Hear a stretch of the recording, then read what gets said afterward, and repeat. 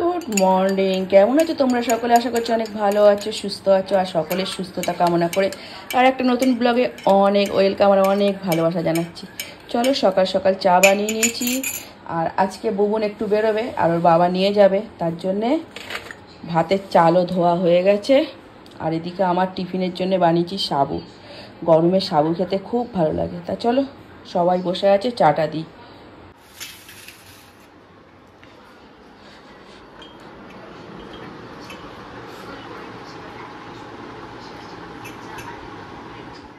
তুই একদম ঘুষঘুষে ফোনটা নিয়ে তুই করছিস, সেটা দেখলে ফোন করা হয়ে গেছে। আমি টাটা।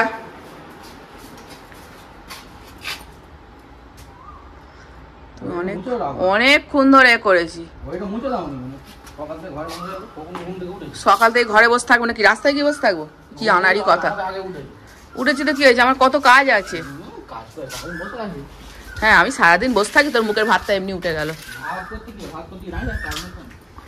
আজকেও কলে জল আসেনি। টাটা। বাবা ছাতা নিচ্ছে, ছাতার তলায় যা, কি রোদ্দুর। লোটার স্কুল সকালে হয়ে গেছে, মানে ছুটি হয়ে গেল না। এই যে স্যার, এ নিন। কখন উঠবেন? ভাই বেরিয়ে গেল তো। ঘর বন্ধ, কাট, ঘরটা ঠান্ডা আছে। এবার সংসারে বাকি কাজ করব। আজকে যদি রান্নার কাজ খুবই কম, আর আজকে সোমবার নিরামিষ, ওই জন্যে বুবুনকে বলেছি কচুরি আর আলু চচ্চড়ি করে রাখবো, এসে খাবে। আর একবার ভাত খেয়ে গেছে, ওকে একবারই ভাত দিই, দুবার ভাত দিই না। আচ্ছা চলো, সমস্ত কাজ কমপ্লিট করি আর তোমরা ব্লগটার সঙ্গে থাকো।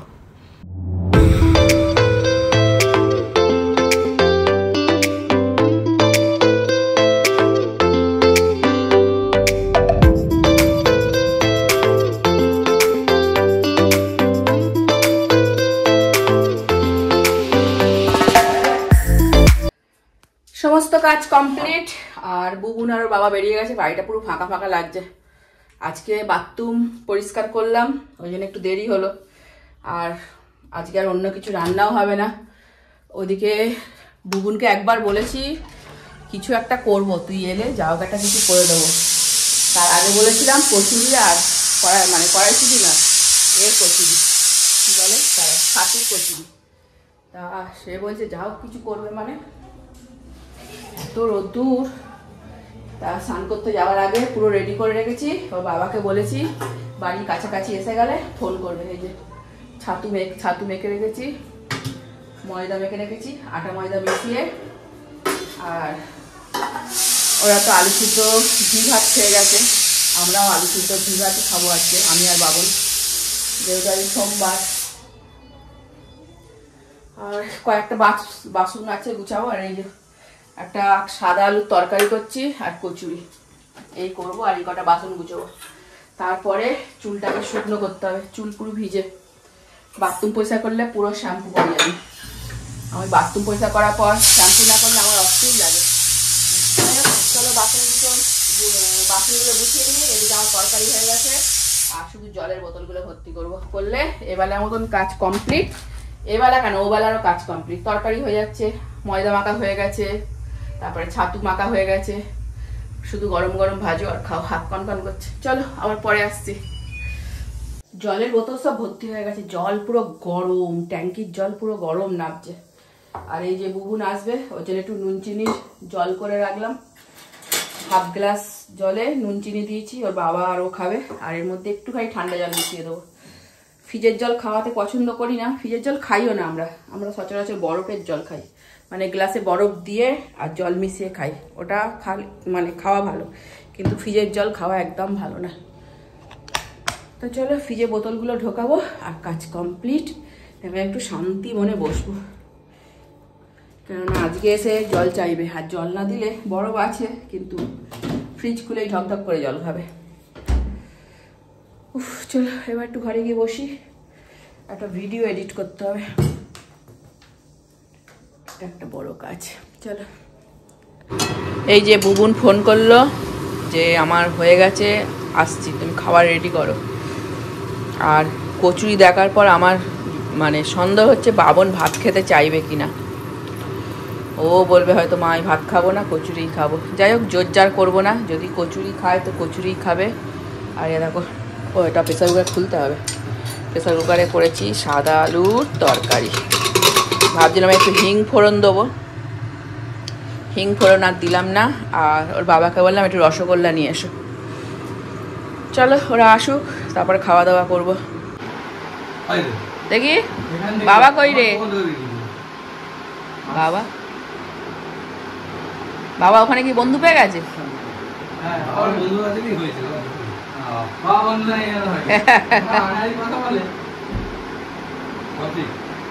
ঢুকছে না কেন সে? সেখানে কি বন্ধু পেয়ে গেছে? বাবু এইখানটা ঝুলিয়ে দে হ্যাঙ্গারে, এই আনলা এখানটা ঝুলিয়ে দে। এই যে বুবুন তো এসেই গেছে, বললাম রসগোল্লা আনতে, আনেনি। এই দরজা খোল, ঘরে খাবি না বাইরে? ঘরে না বাইরে?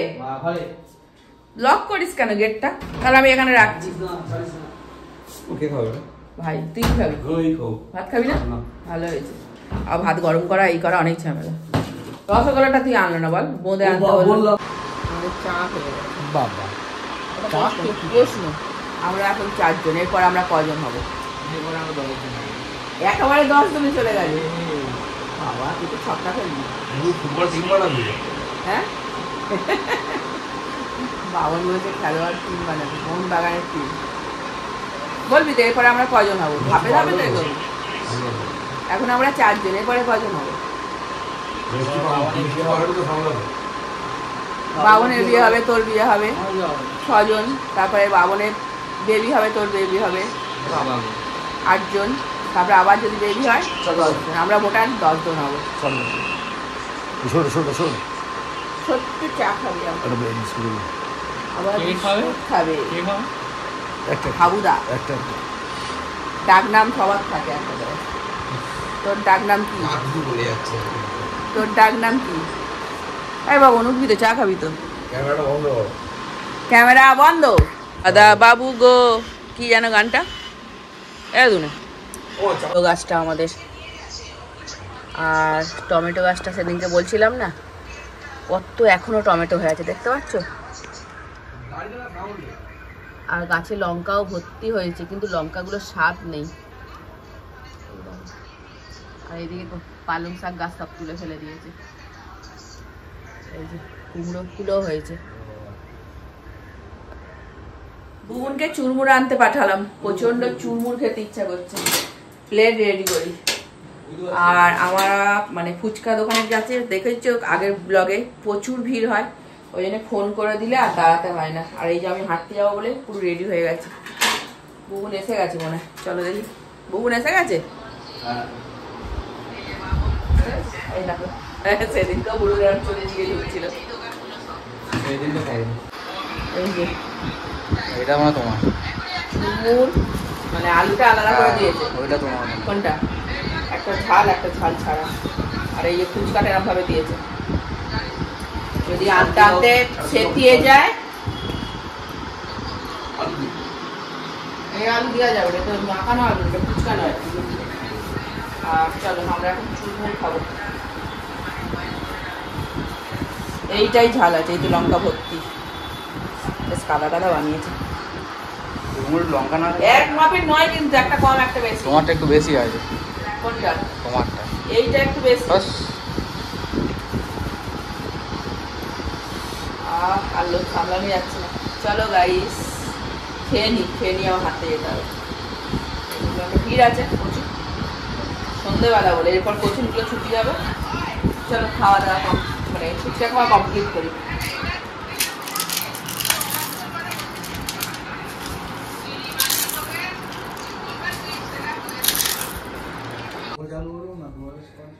চলো এখন ডায়েরি লিখবো, সারাদিনের সমস্ত কাজ কমপ্লিট।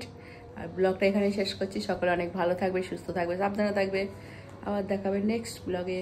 টাটা।